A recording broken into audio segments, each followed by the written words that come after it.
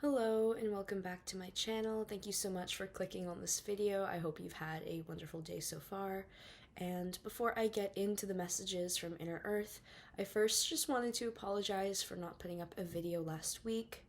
Honestly, I've been going through my own blocks with being seen, and I had tried to film this video a couple of times last week when it was supposed to go up, and it just wouldn't work. I kept stumbling over every single word.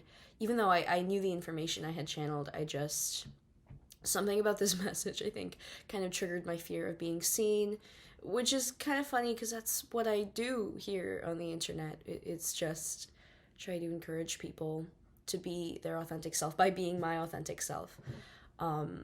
But, we all have our blocks. So I'm sorry that happened. I'll do my very best to not let that happen again. And yeah, thank you so much for your patience. Now we can get on to the video. So for this video, in my meditation last week, I had channeled Inner Earth specifically. And while I was sitting in meditation, I kept seeing my skin turn blue. Not in like a way where I was dying or something. I just knew they were trying to tell me of some kind of being. And as I sat there with the message, I kept seeing like images of like Avatar, like the Na'vi people and stuff. So I tried to push the message away because it just seemed like it had to be my ego, because why the fuck was I seeing Avatar? But the message kept coming back, so I sat with it, and then I was like, oh, Inner Earth. And if you guys don't know, there are apparently beings in Inner Earth that are very similar in some ways to the Na'vi people from the Avatar movies, and like blue skin specifically. And I realized that they were just trying to let me know that Inner Earth was trying to speak with me. So without further ado, I will get into their messages. So the key or main message they wanted to bring forth was that discernment is needed more than ever here on Earth, on the surface. And they basically wanted to kind of push the importance of me and you and everyone here on Earth being able to discern what's actually good for us, and the frequency of what we are consuming, if it's actually serving us or if it's manipulating us. They wanted to make it clear that it is not hard to be manipulated. It is actually really easy. The way manipulation works is it's subtle. You don't always know what's happening. So if you have been or are being manipulated in some way, and you haven't realized, you're not stupid. You are not stupid. It is really easy, especially if you're just kind of trusting whatever's coming your way. It's really, really easy to be manipulated.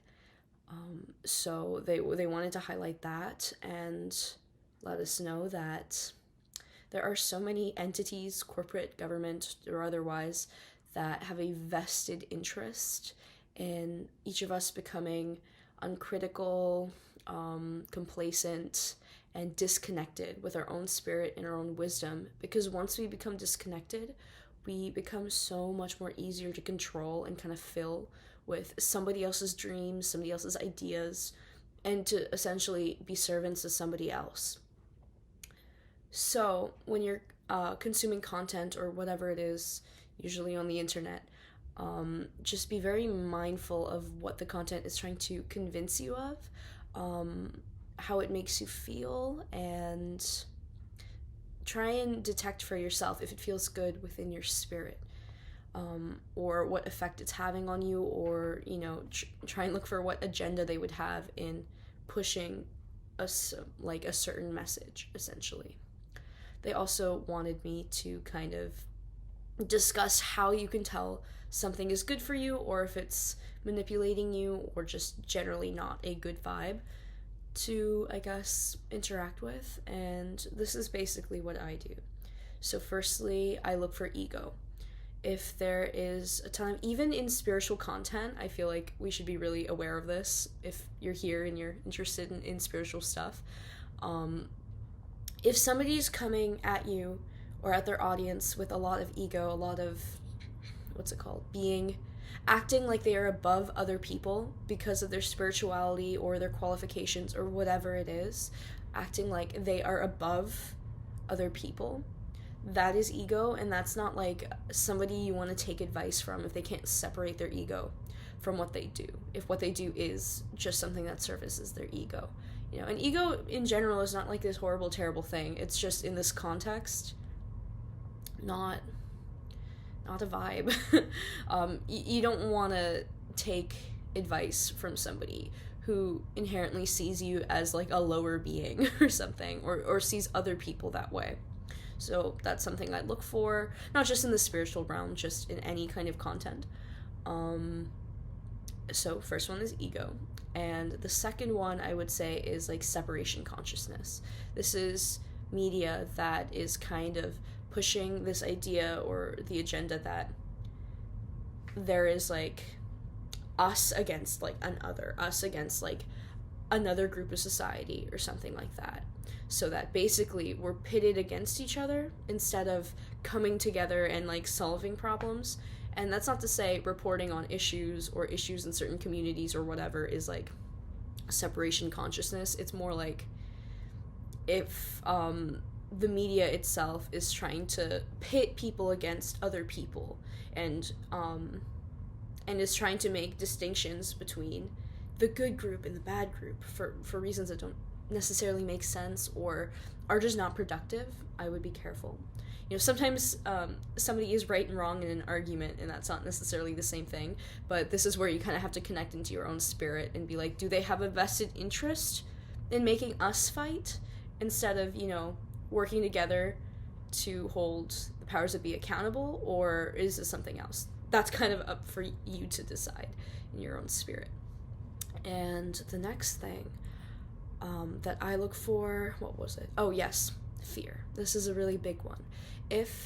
First of all, there are things that are scary in this world that it makes sense to be afraid of, and that's not, we shouldn't pretend those things don't exist. We should be aware of them. So I'm not saying that anything that talks about something dark or scary is bad. It's just, are they pushing this frequency of fear like intentionally?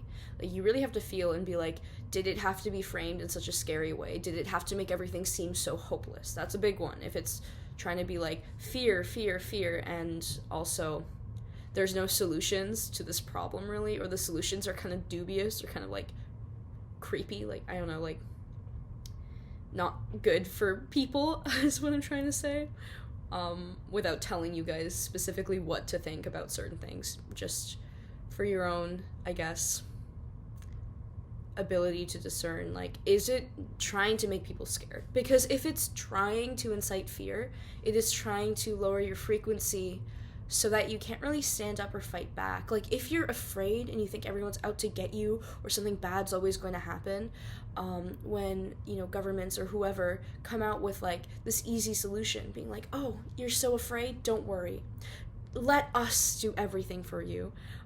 When you're afraid, you're more likely to be like, yes, please just help me, and not really think critically about what you're signing up for or agreeing to. It takes away your power, fear. So be careful of anything that's like pushing a ton of like fear frequency, like an unnecessary amount. I would stay away from that. It's probably not good for you. And other than that, I think that basically covers it. But yeah, thank you so much for joining me here for this video. Thank you for being here on this planet at this time. Thank you so much for being here. If you get it, like if this isn't all like insane to you, thank you.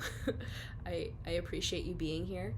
And yeah, I hope to see you next video. Let me know in the comments if there's something you guys specifically want to see, if you guys want more meditations or affirmations. Let me know in the comments, and I hope to see you next time. Goodbye.